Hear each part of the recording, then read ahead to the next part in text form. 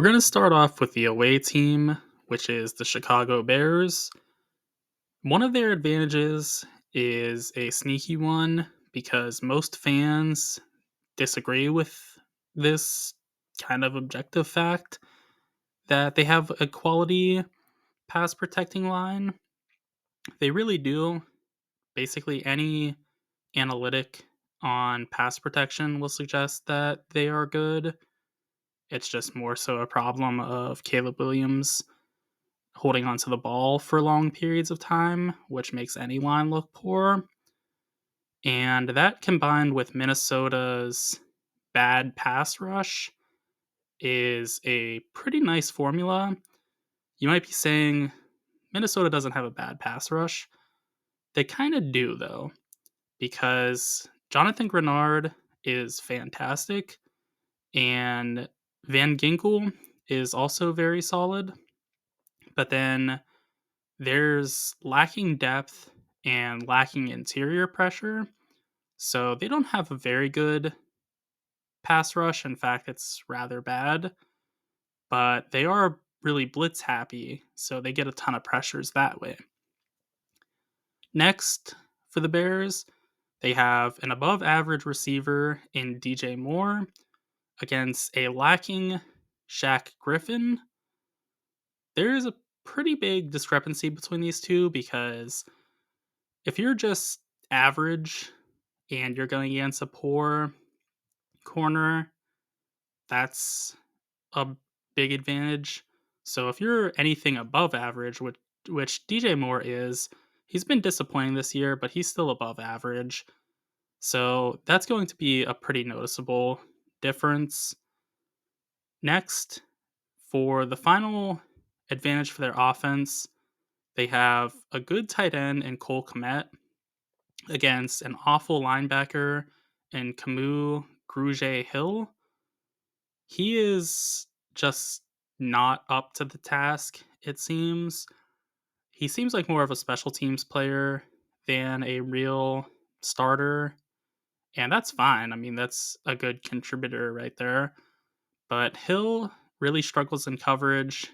He's not very good against the run either, so Kmet can push him in that regard. So there's a pretty big issue for the Vikings at linebacker there. Shifting to the defense now for the Bears, they have a good Jervon Dexter Sr. against a bad Minnesota guard. It's going to be a weak left guard or a weak right guard. So no matter what they do, it's going to be advantageous for Dexter, who is a very quality player. I don't think he gets talked about nearly as not enough for as good of a player as he is. He is very solid. He's good against the run. He's good against the pass. So he contributes to winning very much. Finally, for the Bears, this is their last advantage. They have a solid Kyler Gordon against a below average Jalen Naylor. So that is, again, a pretty noticeable difference. Gordon is a solid nickel corner, and Naylor is pretty poor as a slot. So the difference between being good or solid and below average is massive, and that's what we're going to see there.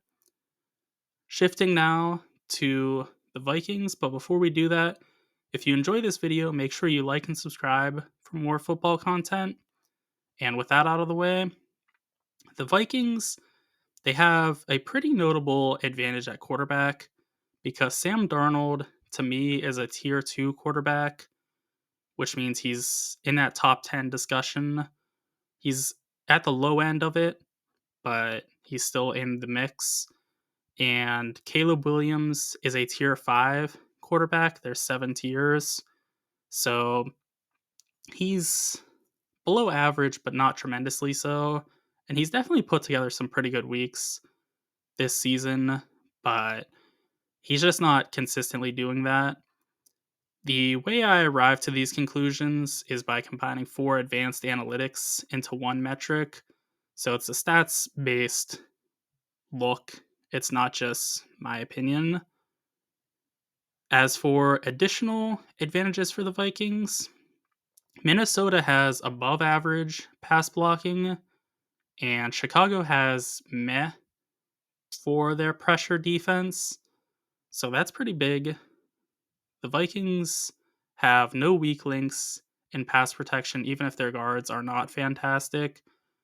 They can still block in pass protection pretty well. They're just more so struggling against the run or with the run. They have very nice tackles too with Brian O'Neill and Cam Robinson. So they have a nice thing going on the offensive line. And that paired with the Bears not having a very good pressure defense, that's pretty good. Another thing they have going for them is that their offensive line, again, is a plus, with them having a solid run blocking line against a middling run defense for the Bears. Again, the difference between being above average and average is pretty massive. So this is a pretty big advantage, even if it doesn't seem like the greatest difference in terminology.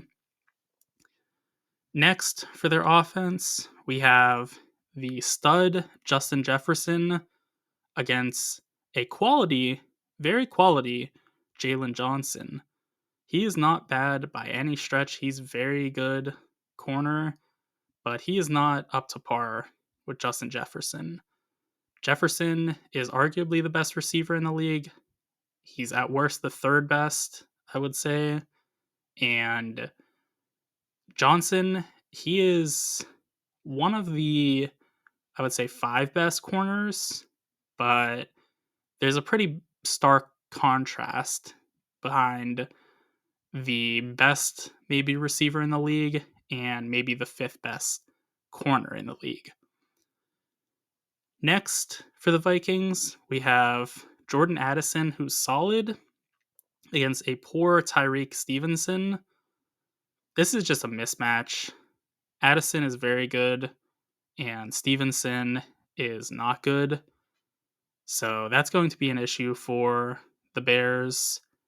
Addison is just a much better second option than Stevenson is a second corner. As for the final advantage for the Vikings offense, we have that they have a above average TJ Hawkinson against lacking coverage linebackers. And that goes for Edmonds and Edwards as well. They are not great in coverage this year. They're struggling in that aspect. And Hawkinson is going to take advantage of that for sure. As for their defensive advantages, Chicago has good run blocking, but the Vikings have a great run defense. So the Bears are going to be rather one-dimensional, and the Vikings are going to be able to feast on that because they're going to be able to blitz for pass purposes and sell out to stop the pass because they can stop the run pretty well on their own. And the final advantage for the players of the Vikings is that they have a good corner in Byron Murphy against a below average Keenan Allen, which may sound insane to you. Keenan Allen has been great for, I don't know, maybe a decade at this point, but he no longer is what he once was, or at least he's not playing like he used to this year. He's not really having success at the slot position like he's had in years past, but Byron Murphy Jr. is really having success, so that's advantageous for the Vikings. What is also nice for them is that they have home field advantage, which is not a major difference, but it helps a little bit. As for my verdict on this game, you could probably tell I'm leaning the Vikings. I think they're going to win because they just have a more well-rounded team and they have the advantage of quarterback and home field advantage. That's a pretty good trifecta of things in their favor. So you add that all together, I think that's reason enough for them to win.